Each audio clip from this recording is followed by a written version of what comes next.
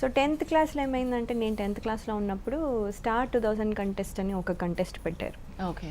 పరదేశీ cinema కోసం రాఘవేంద్రరావు గారు talent hunt చేస్తూ ఒక రియాలిటీ షో, ఆ టైంలో రియాలిటీ షో పెట్టి జడ్జెస్గా చాలా పెద్ద పెద్ద ప్రొడ్యూసర్స్, చాలా పెద్ద పెద్ద యాక్టర్స్, అదే ఆర్ లైక్ డైరెక్టర్స్ని పెట్టి జడ్జెస్గా పెట్టి ఒక టాలెంట్ హంట్ చేసినప్పుడు దాంట్లో నాకు సెకండ్ వచ్చింది.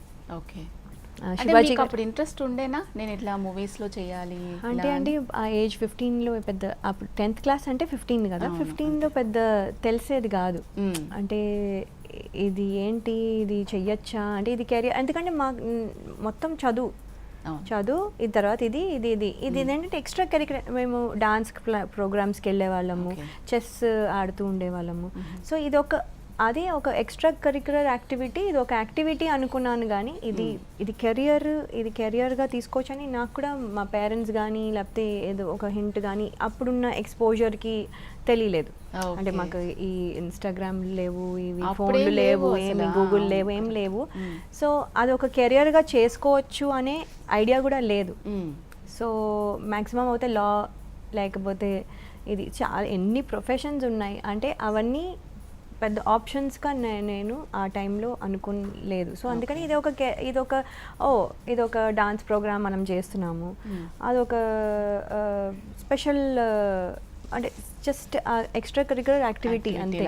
ఆ యాక్టివిటీ వచ్చాము, చేసాము, ఎలా ఉంది మనం టెస్ట్ చేసుకున్నాం అన్నట్టుగా వెళ్ళాము అంతే. బట్ అది చేసినప్పుడు ఏంటంటే వాళ్ళు సెకండ్ వచ్చింది, అలాగే శివాజీ గారికి సెకండ్ వచ్చింది, అందులోనే ఝాన్సీ గారు ఉన్నారు, ప్రత్యూషకి third, then Kaushal, Bigg Boss fame Kaushal గారికి అందులో వచ్చింది. సో వీళ్ళందరూ పార్టిసిపెంట్స్ అందరూ అనమాట. సో అక్కడ నుంచి నెక్స్ట్ ఏంటంటే సినిమాలు ఆఫర్స్ వస్తూ ఉన్నాయి, ఆఫర్స్ చేయాలా లేదా. సో ఇందులో ఏంటంటే సోలో హీరోయిన్ స్వయంవరం అని వాళ్ళు ఇది చూసి అడిగారు. అడిగిన తర్వాత మా పేరెంట్స్ని అడగండి, బేసికలీ నాకేమి అంటే ఆల్వేస్ వాళ్ళు వెనకాల డిసైడ్ చేస్తే వాళ్ళు అనమాట, వెళ్ళి అడగండి